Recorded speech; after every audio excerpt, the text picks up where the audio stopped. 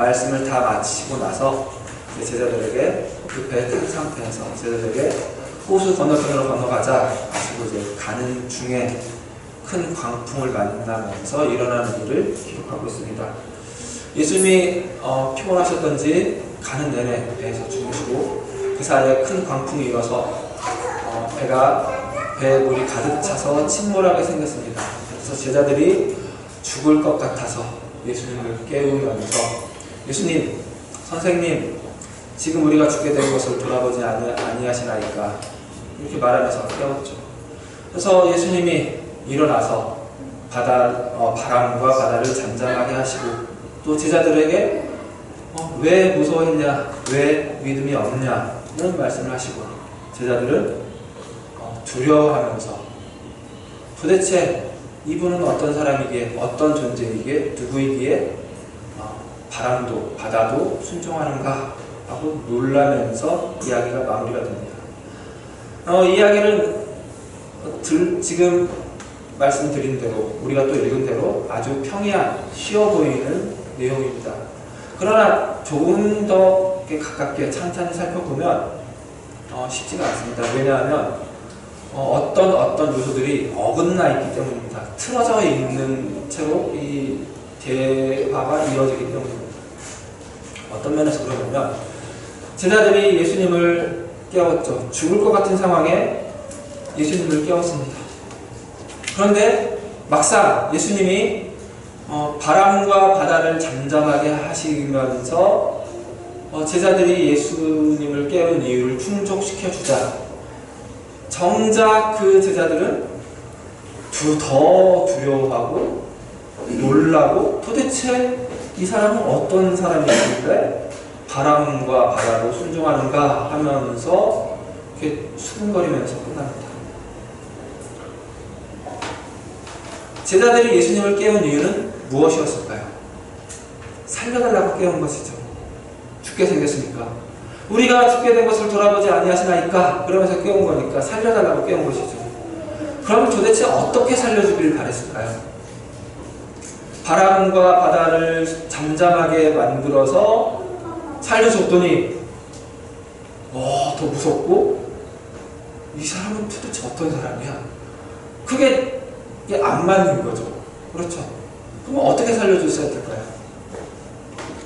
그냥 계속 바람과 바다는 계속 막 미친 듯이 날뛰는데 제자들이랑 예수님은 순간이동해서 육지로 가는 걸로 살려줬어야 됐을까요? 아니면 주변에는 막 큰 파도가 일고 바람이 부는데 자기들이 탄 배 반경 10m는 잔잔한 모습이어야 됐을까요? 예수님이 바람과 바다를 잠잠하게 해서 살려준 거는 아마 제일 쉬운 거예요. 예수님이 살려준 것 중에서. 그죠? 제일 받아들일 수 있을 만한 형태로 살려준 거예요. 그런데 제자들은 막상 그렇게 예수님이 살려주고 나자 더 무서워하고 더 놀라고 예수님을 도대체 이해할 수 없는 존재로 이렇게 받아들였다는 거죠. 이거 하나가 안 맞는 부분이고 또 하나는 뭐냐면 예수님이 제자들에게 바람과 바다를 잠잠하게 하신 후에 제자들에게 어째서 무서워하느냐 어째서 믿음이 없느냐고 말씀하신 그 장면이 있는데 이 본문은 전통적으로 기도와 간구를 잘 보여주는 본문으로 소개하는 편입니다. 왜냐하면 제자들이 폭풍을 만나서 죽게 된 제자들이 이 폭풍 가운데서 그들을 구원할 자가 누구인지 딱 생각해내고 예수님을 깨우면서 그들의 지금 현 문제, 지금 그들이 처한 상황을 낱낱이 아래서 살려달라고 애원한 것으로 보기 때문입니다. 그러나 예수님은 이들에게 오히려 어째서 믿음이 없느냐고 말씀을 하셨죠. 그냥 말씀하신 것이 아니라 책망한 것으로 받아들여도 좋을 정도입니다. 왜 믿음이 없느냐고 책망을 하신 거예요. 왜 믿음이 없느냐고 책망하신 것이니까 제자들이 예수님을 깨운 것은 기도나 간구가 아닌 것이죠. 믿음이 없는 어떤 행동인 것이죠. 그러면 제자들이 어떻게 했어야 됐을까요? 이 부분이 해결이 안 되니까 어떤 사람은 제자들 가운데 대다수가 갈릴리 출신, 갈릴리 어부 출신, 뱃사람이니까 그 폭풍을 만났을 때 자기들 손 안에서 자기들 힘이 닿는 한도 내에서 모든 것을 다 해봤을 것이다. 살아남으려고 노력을 해봤지만 하다 안 돼서 예수님을 뒤늦게 찾아가는 것일 것이다. 그래서 예수님이 왜 그 믿음이 없었냐? 폭풍이 일자마자 나를 깨웠어야지. 그런 뜻에서 책망하는 것이다 라고 해석한 사람도 있습니다. 그럴듯합니다. 그러나 이 해석은 그 뒤에 제자들이 그 예수님의 기적을 목격하고 나서 오히려 더 큰 두려움에 휩싸이고 놀라고 경이롭게 예수님을 생각하는 것을 충분히 설명해 주지 못합니다. 그런 면에서 이 제자들이 예수님을 깨우는 장면이 기도라고 생각하는 것은 큰 무리가 있는 해석이라는 것입니다. 그러면 제자들은 왜 예수님을 깨웠을까요? 뭘 바라고 예수님을 깨웠을까요? 아니면 어떤 이유로 예수님을 깨웠을까요? 이 이유를 알아내려면 먼저 예수님이 제자들에게 어째서 믿음이 없느냐라고 하신 이유가 뭔지 알아야 되는데요. 이 말씀이 40절에 있죠. 40절에 이에 제자들에게 이르시되 어찌하여 이렇게 무서워하느냐 너희가 어찌 믿음이 없느냐 하시니 하고 되어 있는데 이 성경책으로 가지고 계신 분 보면은 이 어찌의 주석이 각주가 달려있죠. 1번. 그래서 각주를 보면은 어떤 사본에 어찌 아직도 믿음이 라고 되어 있죠. 그러니까 예수님이 어찌 아직도 믿음이 없느냐라고 전하는 사본도 있다는 뜻입니다. 그런데 이 사본의 기록이 문맥상 더 어울려 보입니다. 어찌 아직도 믿음이 없느냐고 예수님이 책망하신 것이죠. 아직도 믿음이 없는 것에 대해서 책망하신다면 예수님이 제자들에게 지금 이 시점에 뭔가 믿음이 있어야 한다고 기대했다는 것을 가정할 것이죠. 야, 이쯤 됐으면 믿음이 있어야 되는 거 아니냐? 그런데 왜 아직도 믿음이 없느냐고 말씀하신 거라고요. 그러니까 제자들이 어떤 믿음이 있어야 되는 상태인 거죠.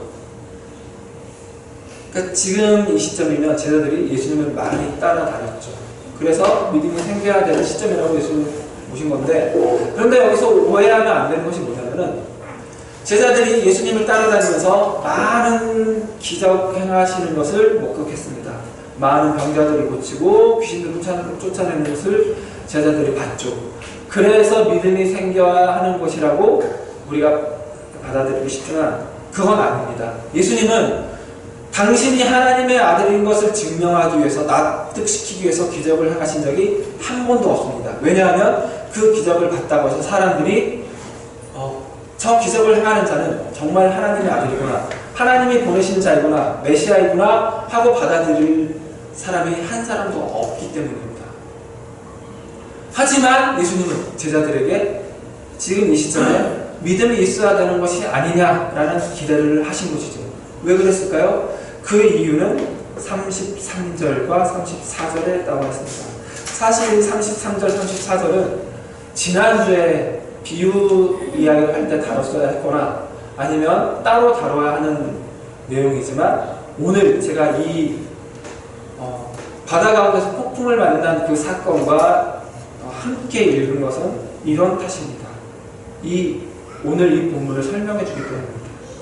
33절, 34절을 다시 한번 같이 읽겠습니다.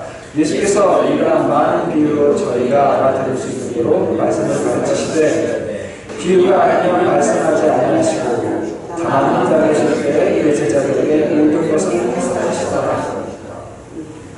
예수님이 비유로 말씀하셨죠. 근데 비유로 말씀하셨을 때 그 주제가 뭐였죠? 하나님 나라였죠. 하나님 나라를 비유로 말씀하셨다. 하나 더 볼까요? 30절입니다. 4장 30절. 4장 30절 같이 한번 또 읽겠습니다.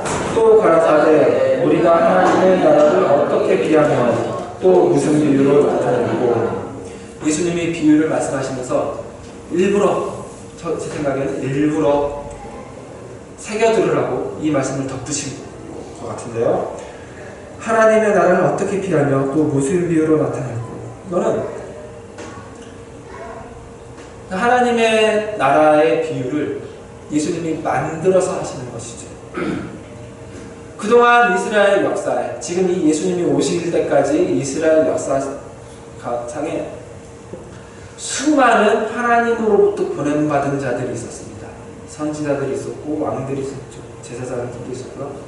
그러나 그들 가운데 어느 누구도 단 한 사람이라도 하나님의 나라를 어떻게 비유할고 어떻게 말할고 하면서 말한 사람이 없습니다.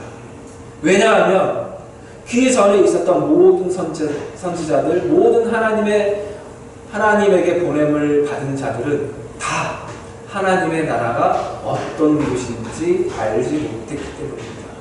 하나님의 나라를 본 적도 없고 경험한 적도 없기 때문입니다. 다만 하나님이 이렇게 말해라 하고 시킨 것을 하나님께서 이렇게 말씀하셨다, 하나님께서 말씀하시기를 하면서 되어냈을 뿐입니다. 그러나 예수님은 완전 다르죠. 하나님의 나라를 어떻게 비하며 무슨 비유로 나타내고 하면서 비유로 말씀하셨다. 이 말은 예수님이 하나님의 나라를 잘 알고 있다는 뜻입니다. 이 말씀은 예수님이 하나님의 나라를 봤다는 뜻입니다. 겪었다는 뜻입니다. 그래서 심지어 제자들에게는 쉽게 풀어서 설명까지 해줬습니다. 왜냐하면 예수님은 하나님의 나라의 주인이신 하나님의 아들이시고 하나님 본체이시기 때문입니다. 그래서 이 하나님의 나라를 비유로 들은 제자들, 이 하나님의 나라의 비유를 자세하게 풀이한 그 풀이를 들은 제자들은 이 예수님이 어떤 분인지 알아야 했죠. 왜냐하면 예수님은 하나님의 나라를 비유로 말씀하신 분이기 때문입니다. 이런 거죠. 누군가가 미국은 말이야 이렇게 막 먼저 이렇게 말을 해요. 들어보면 알죠. 미국에 갔다 와서 하는 소리인지 아닌 소리인지. 그런데 막 이렇게 미국은 말이야. 그리고 1시간 동안 막 미국은 말이야 이렇게 말하면 저 사람 미국에 갔다 왔나 보다. 미국에 있다 온 사람인가 보다 하겠죠. 그런 마음이 제자들에게 있어야 했다는 것입니다. 하나님의 나라를 그렇게 어떻게 비할고 무엇에 비할고 이렇게 말씀하신 그 예수님을 인격적으로 신뢰했다면 그 하나님의 나라의 비유를 받아들이고 그렇게 들었어야 했을 것입니다. 그러나 만약에 예수님이 하는 말씀들을, 이 하나님 나라 비유들을 어떤 현명한 사람이 하는 이야기, 지어낸 우화, 그런 정도로만 들었다면 상황은 달라지겠죠. 지금 예수님의 이 말씀이 어째서 아직도 믿음이 없느냐라는 이 말씀이 지시하는 것이 바로 이겁니다.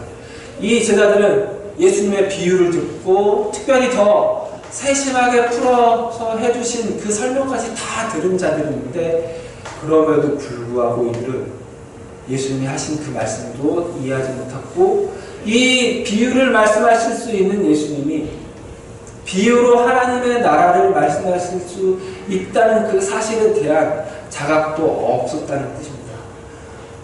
그 증거가 바로 이 큰 폭풍을 만났을 때 제자들이 보인 반응에 있습니다. 어째서 무서워하느냐라고 했을 만한 그 반응이 있습니다. 이 제자들이 폭풍을 만났을 때 생겼을 그 두려움은 우리가 흔히 생각하는 폭풍을 만났을 때 그 배 안에 있는 선원들이 가질 만한 두려움과는 차원이 다릅니다. 이 두려움을 이해하려면 고대인들의 사고방식과 우리 현대인들의 사고방식이 완전 출발선부터 다르다는 것을 아는 데 있습니다. 우리는 어떤 사건이 일어나면 그 사건을 해석하는데 왜? 라는 질문을 먼저 던지죠. 이 사건이 왜 일어났는가를 해결하는 것이 우리가 이성적인 사고를 하는 방식입니다. 그러나 고대인들은 왜가 아니라 언제나 누가였습니다. 누가. 어떤 사건이 일어나면 누가 이 일을 일으켰는가. 지금 이 제자들도 마찬가지죠. 배를 타고 가다가 호수 한가운데서 큰 폭풍을 만났습니다. 바람이 거세게 불고 파도가 일렁이고 배 안에 물이 들이칩니다. 이때 이들은 당연히 누가 이렇게 하는가 라고 생각할 수밖에 없는 시대에 사는 사람들이었습니다. 누가 그랬겠어요? 어떤 신이. 이들은 유대인들이니까, 유일신 여호와 하나님을 믿는 민족이니까 여호와 하나님이 그랬을 거라고 생각했겠죠. 그러니 이들은 아주 큰 패닉에, 두려움에 빠졌을 것입니다. 왜냐하면 이들은 지금 하나님이 보낸 자라고 생각되는, 최소한 선지자 혹은 메시아일 수도 있는 분과 배를 타고 가는 중이기 때문입니다. 그런데 지금 하나님이 큰 바람을 불어서 폭풍을 일으켜서 배가 침몰할 지경까지 몰고 갔기 때문이죠. 그러니 얼마나 놀라겠어요. 아니, 하나님 보낸 자 예수가 우리와 함께 있는데 폭풍이 있단 말이야? 그러면 답은 딱 하나죠. 예수가 하나님이 보낸 자가 아닌가 보다. 예수가 선지자가 아닌가 보다. 예수가 메시아가 아닌가 보다 하고 놀랐을 것입니다. 이들은 예수께 모든 것을 걸고, 예수가 메시아일 수도 있다는 기대감에 모든 것을 버리고, 모든 생업을 버리고 예수를 따르는 자인데, 이 예수가 하나님으로부터 공격을 받는 자처럼 보이는 것이죠. 그러니 얼마나 두려웠겠어요. 와, 우리는 진짜 완전히 저주받은 자와 함께 죽을 수밖에 없는 상황에 빠졌구나.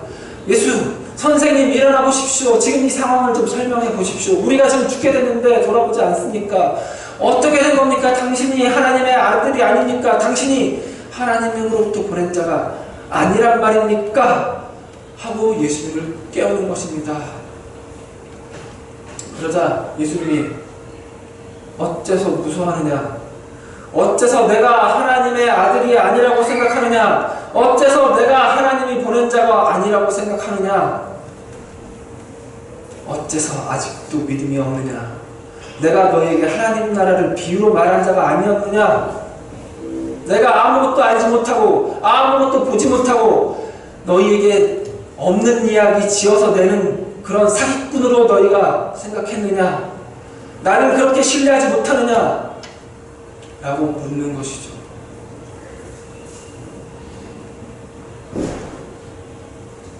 그래서 이 본문 말씀은 이 제자들의 믿음 없음이 다만 어떤 예수님의 기적을 받아들이지 못하는 차원이 아니라 예수님의 인격을 신뢰하지 못하는, 아직도 예수님이 어떤 분인지 온전히 알지 못하는, 비유를 들었고 그 비유의 풀이까지 들었지만 여전히 그 모든 것을 이해하지 못하는 탓에 생긴 일이라고 우리에게 보여주는 것입니다. 그리고 이 제자들의 이해하지 못함, 이 제자들의 알지 못함으로 인해서 생겨나는 믿음 없음, 예수님을 신뢰하지 못함은 끝까지, 마가복음 끝까지 지속될 것입니다. 그런 면에서 우리에게 오히려 복음입니다. 우리에게 위로가 될 것입니다. 예수님이 그 제자들을 아직도 믿음 없는, 예수님을 하나님이 보낸 자라고 신뢰하지 못하는, 오해했던, 저주받은 자라고 순간 착각했던 그들을, 야, 너네 안되겠다, 하산해라, 나를 떠나라 하지 않으시고 끝까지 십자가까지 함께 가셨다는 것, 우리에게 위로가 될 것입니다. 야, 그냥 너네 그냥 없어도 그만이야, 그냥 죽어버려라, 그리고 그냥 아무것도 하지 않을 것이 아니라 바람과 바다를 잠잠하게 하셔서 당신이 정말 하나님의 아들이 맞다는 것을, 창조주 하나님이 맞다는 것을 보여주신 것도 은혜입니다. 그러나 더 큰 은혜는 그걸 보고도 제자들은 여전히 모르죠. 우리처럼 말이죠. 그래서 우리에게 은혜가 될 것입니다. 우리는 여전히 하나님이 어떤 분인지 다 알지 못합니다. 예수님이 어떤 마음으로 어떻게 사역을 하셨는지 다 알지 못하고, 예수님이 실제로 어떤 모습으로 우리에게 오셔서 우리를 구원하셨고 우리의 구세주가 되셨는지 다 알지 못합니다.